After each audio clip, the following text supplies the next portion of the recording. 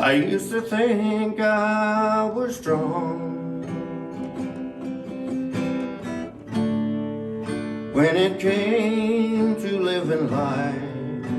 Well, I held my own, but then it all fell apart before I realized. That was definitely my transition in life. Yeah. But it wasn't over because I didn't stay going good. Yeah. And like I said, I kind of jumped ahead a little while ago, and I started drinking a lot and self-medicating and trying to get into the VA and trying to get the medicines I needed for my issues caused from war and combat and explosions and all this stuff that I didn't know. Yeah. I didn't even hear of a TBI. Yeah. And I went to Denver when it was real early. It was a TBI clinic, and they said that I had multiple traumatic brain injuries from multiple explosions. Yeah. Because you're supposed to let your brain heal after Yeah. concussions, and I didn't. Yeah. So that's kind of Anyway, what I got time was. to heal. Yeah, that was kind of what I was Another target the battling. next night. Yeah. And migraines and headaches and PTSD and all this kind of stuff. I got myself into some legal trouble with my PTSD, and I got myself out of all that. I found God again. Yeah, there was a wreck involved in there. Let me see That kind was of where another that point where was. God's hand was He was on your definitely life. with me. He definitely has kept me here on this earth more times than one, and for some reason. But I had went to a bar and had some beers and Just two. yeah, 2 beers. That's what you say. And I got in my truck and don't remember anything. The last thing I remember was leaving the bar, but I don't remember entering my truck. And the next thing I remember is I'm waking up in an MRI, just white, and I freaked out in there. Yeah. And I had obviously wrecked my truck. Yeah. And so I went there straight to jail, and the EMTs had cut my pants all up, my shirt all up, and I didn't have hardly nothing covering me, and I was in a jail cell full of guys, and it was just a mess. I was full of blood.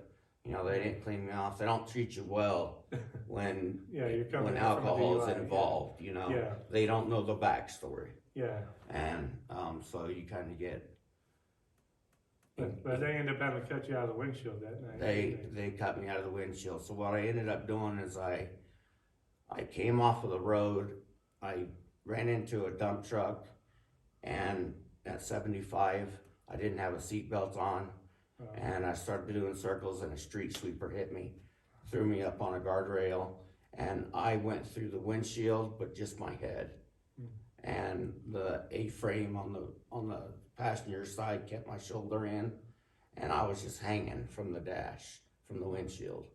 And when I actually went to retrieve my truck, the junkyard mechanic there was like, "Hey, can I give you a hug?" And I said, "No, we're not gonna do the hugs." And I said, "Why?" And he said, "Well, I just wanna know what it's like to hug an angel." Because I was there the night that we recovered your vehicle and you, and I thought there was no way possible you would live through that. Yeah. And so, yeah, there's been different times that God has definitely kept me here on earth and not let me go. So I got out after I've been out, and I did find God some more. I did come closer to God, and I kind of got damaged by a church. Yeah. And it was through a divorce. Sure. And they kind of chose her over me, and they kicked me out. Yeah. And I was like, whoa, I didn't even know that could happen. I didn't even realize you could be kicked out of a church. But so I'm kicked out of this church, so I get mad. Yeah. And start drinking more, and it didn't lead me anywhere.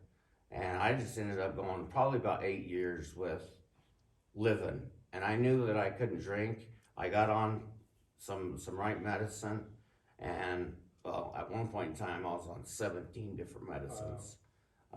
With the VA, and I'm not going to say those were the right medicines, but I was on some pretty heavy medicines, And, again, that kind of stuff wasn't the right stuff, and I got myself in trouble again. So this one incident really, really, really takes precedence over anything that's ever happened to me in my life. Yeah, I was in the lowest of the lowest of my life. yeah, And I didn't care about life anymore. Suicidal Yeah. thoughts were definitely there. yeah, And I was ready to go. I had comfort that I would go to heaven. yeah, And I didn't want to be on this earth because, you know, it was just terrible being here. yeah, And from the trouble and from the pain and from the everything. yeah, And being alone, because I had went through the divorce, but I didn't remarry and I didn't redate.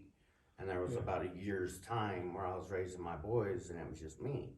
And that's Yeah. kind of a hard time to get through. yeah, And especially when you're doing it without God. Yeah. It's lonely. And I had met Cassie and I only wanted to be friends. I didn't want nothing more than friendship. I knew she was a Christian. I knew she came to this church. yeah, She came to this church. I actually came with her like 1 or 2 times. I was in the middle of taking a lot of heavy medicine. I was drinking. I was smoking marijuana yeah, all at the same time. yeah, And I'm trying, I know I need to get straight, but I don't know how. yeah, And so everybody in Colorado's like, get a red card. So I'm on my way to get a red card, but I don't want a red card because it's not my thing. yeah, And I went down there and I actually went to this doctor and I didn't say a single word, nothing. Cassie talked. yeah. And I got a red card without saying one word. I didn't say one Gotta word. love Colorado. And I got a red card. And so anyway, that day I could feel Satan and God fighting over my soul, Yeah, literally. And I could feel my insides just tearing apart. Mm. And God was telling me, Beau, you need to let go. I got you. Just let go. And Satan is pulling at me, saying, you're mine, yeah, you know. And we're driving in the car, started getting some really high anxiety. yeah, And I couldn't hardly get, I was about to go into an anxiety attack. yeah, Kind of for no reason, just things that were going on up here. yeah, And I reached for the door handle. And I told Cassie, I said, you need to come to a stop because I need to get some fresh air. And my mom reached behind me and grabbed me from behind. Mm. And I felt like I was trapped. yeah, And I just went into subconscious and I came out of the car yeah. at about 55, Wow. out on the highway. And my head bounced a couple times but Because it needed that again. it needed that again. And I didn't get that hurt. I mean, they took me to the hospital. I had a small laceration, no more concussion, or nothing like that, but lucky, very, blessed. Yeah, God again.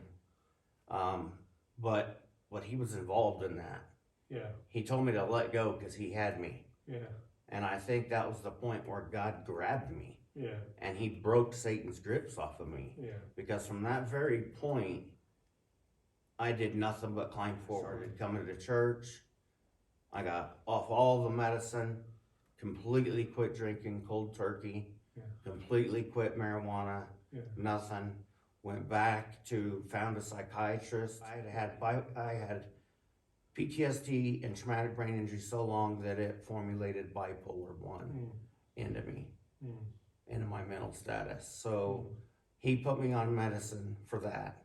Yeah, And I started getting better. yeah, And then he added a medicine and I Yeah. started getting even better. Within about a week, I'm starting to be a new person yeah, and feeling really good. yeah, 5 weeks and I'm really good. yeah, And I want to start evangelizing again. I want to start Yeah. playing my guitar again. I want to start singing for a church again.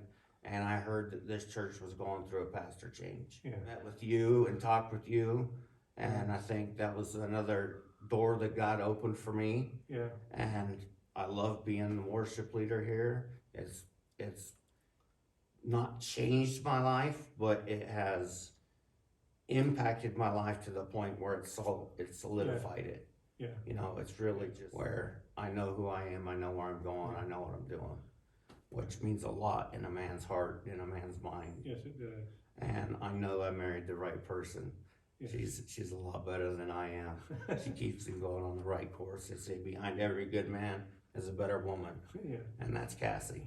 that's She's awesome. right beside me. Yeah. So that's Well, kind of Well, the deal. I appreciate your heart, and I appreciate you leading us in worship, even though it's not the easiest thing for you to lead worship.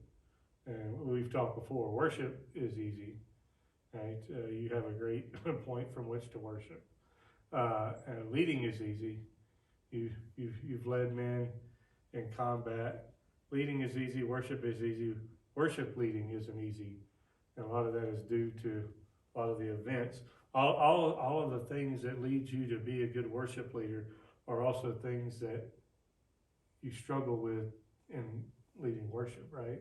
All the brain injuries and all this other kind of stuff is, well, those lead your heart to worship, and you see how God's worked through that.